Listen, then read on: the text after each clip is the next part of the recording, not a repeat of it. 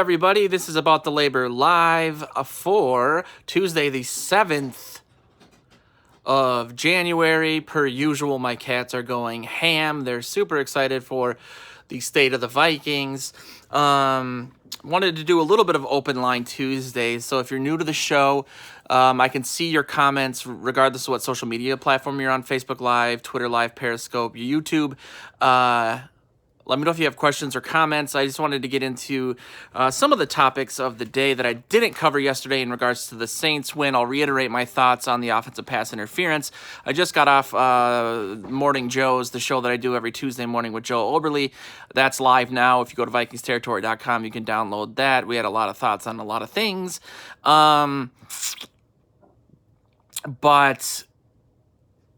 I'll gloss over some of the Saints stuff. I want to talk about the 49ers, some of the matchups in that game. I think if you look on paper in regards to the 49ers game, things don't look that great. I mean, if you look at this little chart that I made, I'll go really quickly just through how these teams match up in regards to yards allowed or yards gained, not points. So it's not an end-all determination. Obviously, that's why they play the games. But in total offense, in yards gained, the 49ers were 4th in the league this season. During the regular season, the Vikings were 16th. Passing offense, they were 13th. The Vikings were 23rd. Rush offense, the 49ers were 2nd. The Vikings were 6th. Go on the other side of the ball on defense. The total yards allowed, San Francisco was 2nd. The Vikings were 14th. Passing yards allowed, the 49ers were 1st. And the Vikings were 15th in rushing. The Vikings, the one thing they were better at on any indications on this scale, the Vikings were 13th versus the 49ers being 7th. I think we saw on Sunday against the Saints that the Vikings aren't afraid of attacking teams at their strengths. So I wouldn't be surprised if there was a little bit of a flip side from Sunday, in that hopefully they'll maintain what they were doing in general formations, play action, rollout, so on and so forth. Obviously, they're still going to run. I think they can make a lot of hay running, actually, which I'll get into in a second. But as we saw again with the Saints had one of the best rushing defenses in the NFL, and the Vikings ran right at it. They hadn't allowed a 100-yard rusher in eons by NFL standards, and they almost had that with Cook. He was 4 yards short. The problem with the 49ers is they do have a really good defensive line, obviously a good front seven, really good interior pressure. You can, at least according to Deshaun Vaughn, one of the senior writers for Purple PTSD, you can make a lot of hay on them, both in running and in rollouts and play actions, especially if you can get the defensive ends to wash, which is a big question in and of itself. But Deshaun reanalyzed the Ravens game from an offensive perspective against the defense of the 49ers. And the point that he found was that you can make a lot of hay running to the edge, especially on D Ford's side. D Ford is coming back this week, as is Quan, which should be bad news. But coincidentally, if you watch the Saints game or all season, a lot of the hay that the Vikings made on the ground were zone runs to the right. I said on Morning Joe's this morning that I think that Josh Klein is the most underrated player on the Vikings roster, and that's taking Anthony Harris into consideration.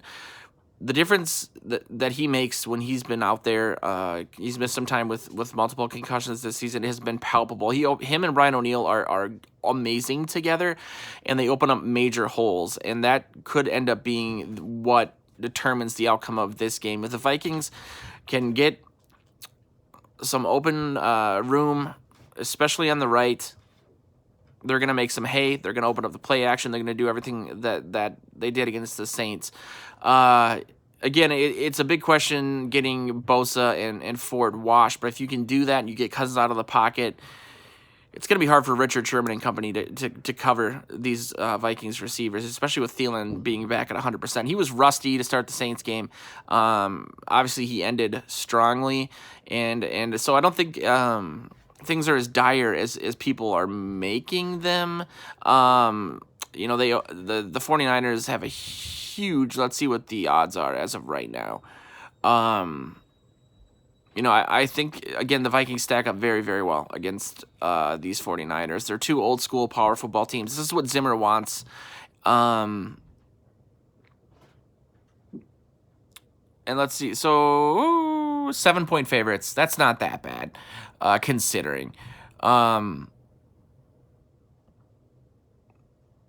But yeah, I'm confident. If they play their game and they don't get too cute, I really think there's things that they can do. Let's get into some really quick key matchups for this game. I have them written down.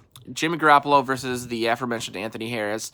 One of the things that Garoppolo has yet to master in his game is the ability to move the deep safety with his eyes, or to get him, with a pump fake, or move him off with his eyes. And Anthony Harris clearly is a ball hawk. He's one of the best ball hawks in the entire NFL. If Garoppolo's unable to do that, we could see some turnovers coming yet again from Anthony Harris. And in a game like this, which on paper reads very low scoring and physical, turnovers are obviously going to be a huge key. So I think that aspect can't be overlooked. Beyond that, you have right tackle Mike McGlinchey versus Danielle Hunter. Hunter had a really pivotal play, obviously, in the Saints game. The strip sack fumble of Drew Brees late in the game, which kept the Saints from tying the game on their second to last drive.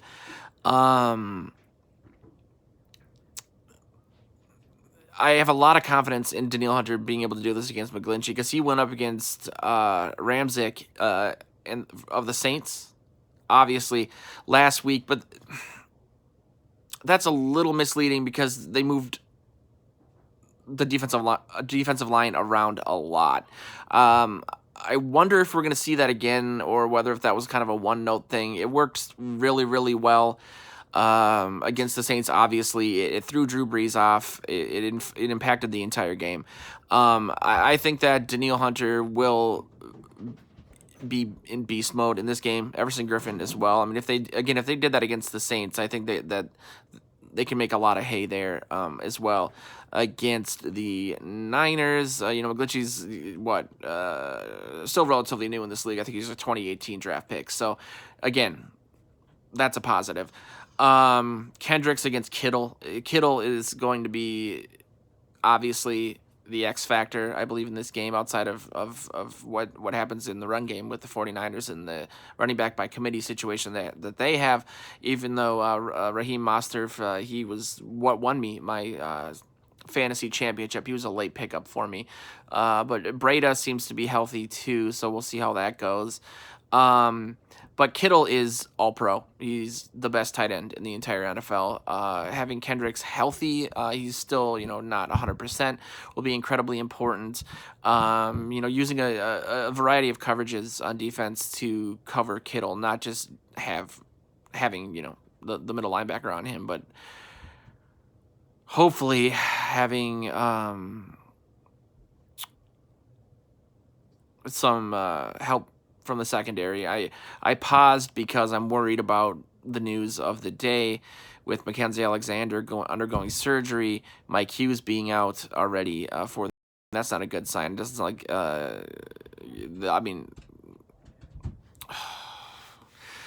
things are rough in that regard, and the issue there is, outside of Holton Hill, you don't have a lot of size.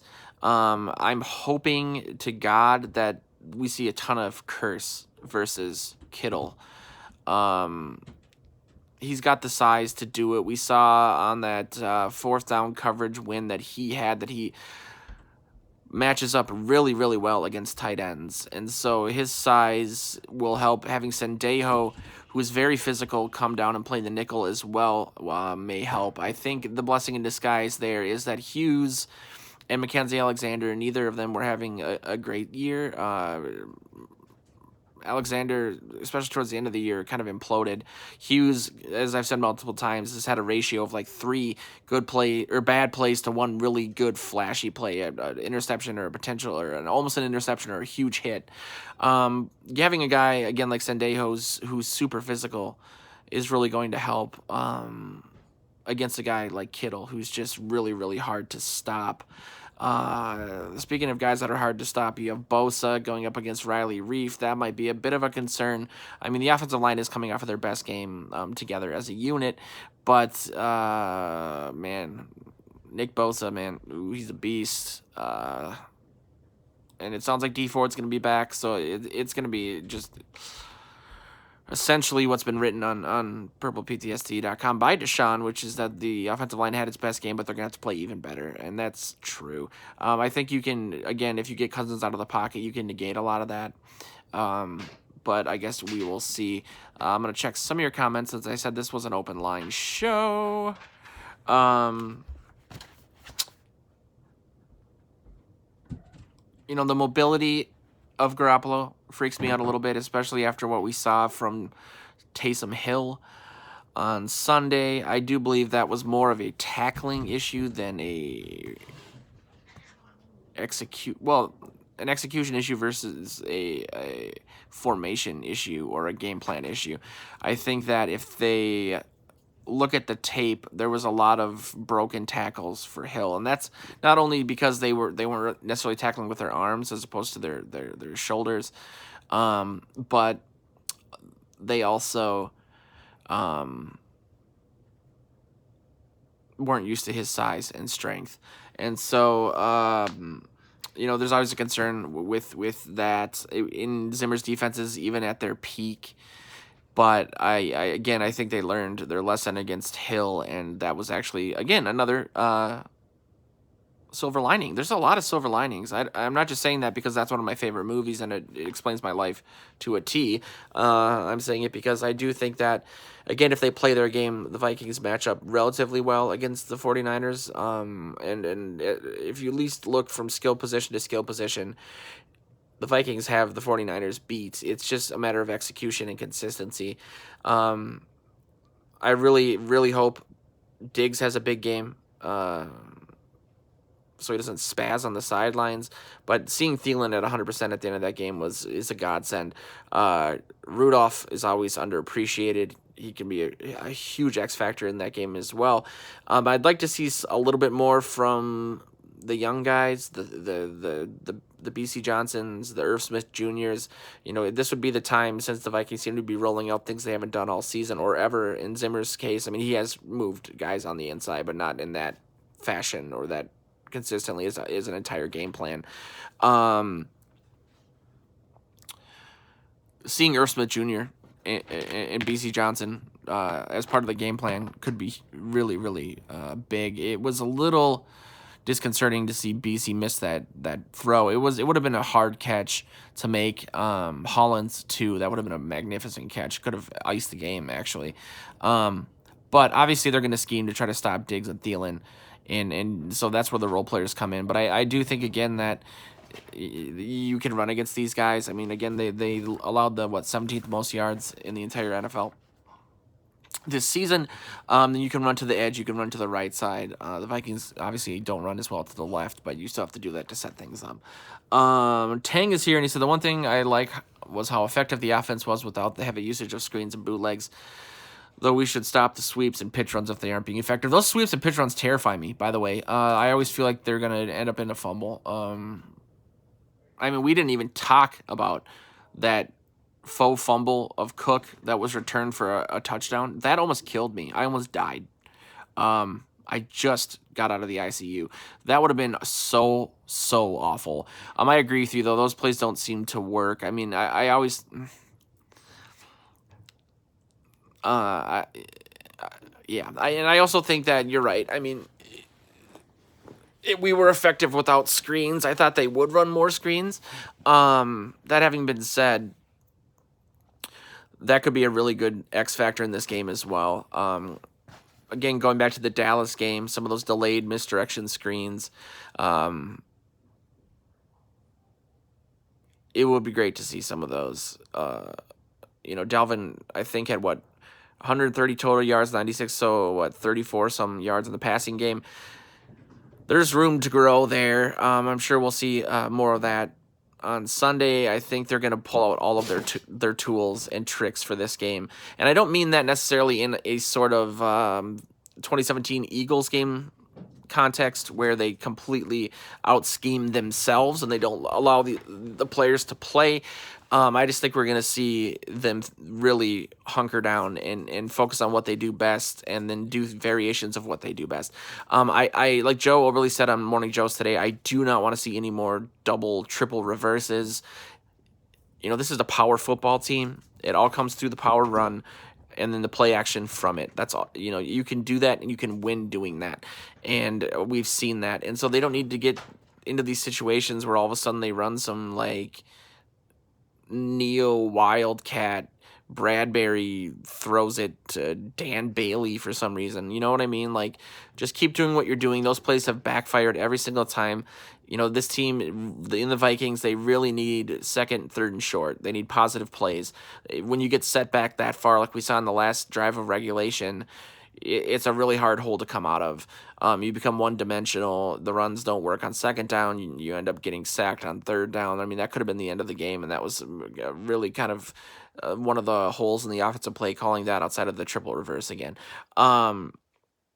Dominic, that's a really good question. Sorry, it took me so long to get there. I'll try to be more concise in my responses. Also, my background is a work in progress. I moved it, and it's way too cluttered here. So I'm going to start calling this the fire hazard area of my apartment. Again, my purple couches. I'm also skinning cats for jackets, as you can hear. The lack of originality in the red zone. You know what I mean? I get what you mean, and I guess hindsight is 2020. I do think that they need to go to Rudolph more in the red zone. I mean, it works. He catches 85% of the passes you throw to him on his career. I just said that I don't want to see a ton of new wrinkles in terms of formations or personnel packages. I don't want to see, shotgun 4-5 wide. That doesn't work for this team. I think you can run heavy personnel, and I'm sure there's a whole bunch of plays that they're holding on to that they've practiced that they haven't done. But clearly, I think when they get that close, the one thing I would say is they tend to always run up the middle on first down and first and goal, outside of like the Packers, the first game where they rolled out. I would just love to see more play action bootleg throws to Rudolph on first down. Faking the run up the middle. They don't make a ton of hay between the tackles. It's between the guards up the middle. They're really, really good at running offset to the right. Now, I get why on second down they went to the left against the Saints, because I'm sure they thought these guys are expecting us to run to the right. So I am not going to bash that, but clearly it didn't work. Running to the left does not work for this team. You still have to do it again, because then you'll just clog up things on the right. But I get what you're saying. I think that you get a feeling that once they get really close to the end zone, they stop doing what got them there in the first place, and you don't see Cousins as mobile.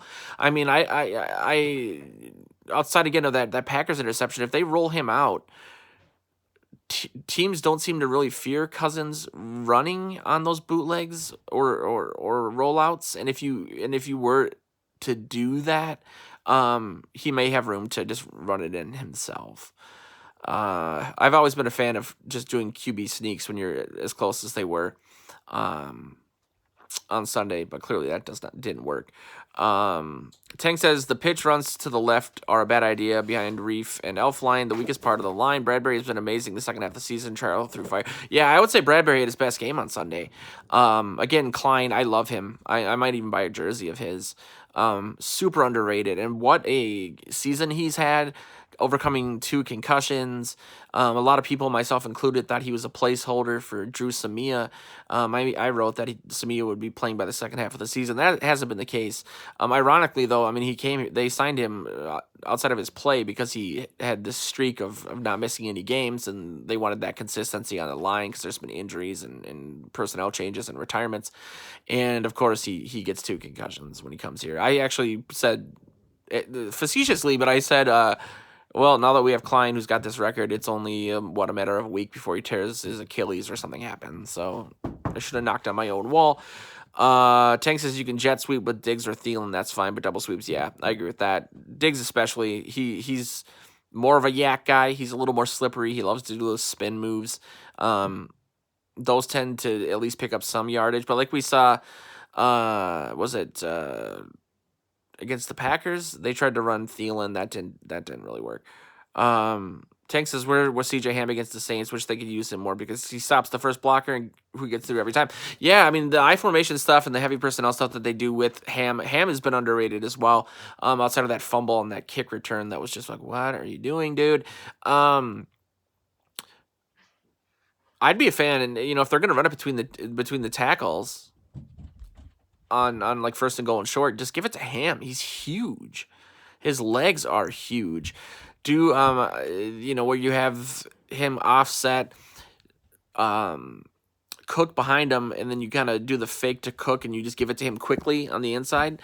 He's powerful enough to get in there. I Oberly asked me a question on Morning Joe's today about apparently people online are talking about Dalvin Cook in the second half of the Saints game kind of running a little more timidly as if he was protecting his chest. I didn't pick up on that. I just thought that the Saints had adjusted at halftime and really focused on shutting them down, which is what they were good at. I mean, retroactively, I guess looking at it, he didn't seem to be finishing runs as powerfully as he had. I don't think consciously that was the decision, though. Like, go out there and just, if they hit you, go down because of your chest. I mean, I'm sure he's going to have some sort of surgery in the offseason, but I didn't pick up on that. I don't know if you guys did. I'd be interested in hearing comments on that. But yeah, Ham goes ham. I mean, he's ham.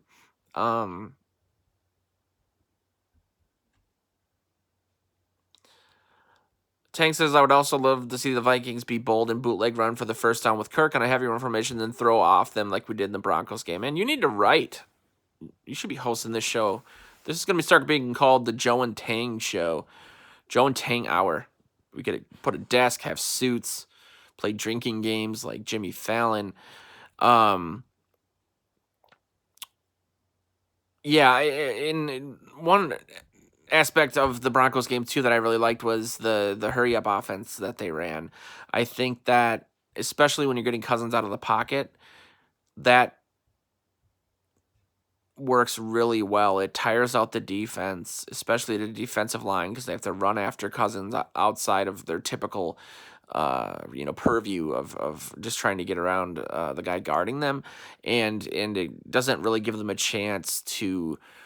They have to think on their feet a lot more in regards to their defensive scheming. So I wouldn't be against that either. I mean, coming out with an up-tempo offense could be nice. I know that Zimmer really likes controlling time of possession and slowing things down, but I can see doing that in terms of like the Saints who had this high-powered offense, and that's not to say that the 49ers don't. We saw that when they played the Saints, but again, this team this game is really kind of a replay of the 87 game where the Vikings upset the 49ers and Bill Walsh lost his GM status because of it. Power football, slow. It's going to come down to their D-line versus our offensive line or Cousins' ability to get outside of the pocket. If you speed things up, that might, again, catch them off guard and get them tired out. Maybe not necessarily to open the game, but especially if things are stagnating on offense. But I just, again, outside of them regressing and getting too cute, I just think this offense is really clicking. And despite the fact that no one's giving them, any sort of chance in this game either on a national level, they stack up well. The Vikings just have so much skill and talent at every position. It's just always been an execution issue. I wrote an article about Cousins and this being the statement game that he needed because the majority of the people that I've dubbed never Cousinsers were saying, well, he needs to win a playoff game.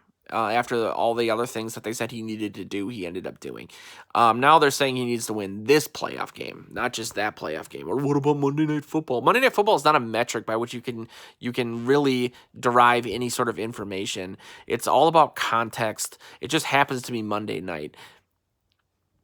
If that's what you're the last hill that you're going to stand and die on because he's won on Sunday night, I mean, Monday night doesn't say anything. It doesn't tell you who the opponent is. You could say that about a playoff game, but a playoff game you're playing a good team.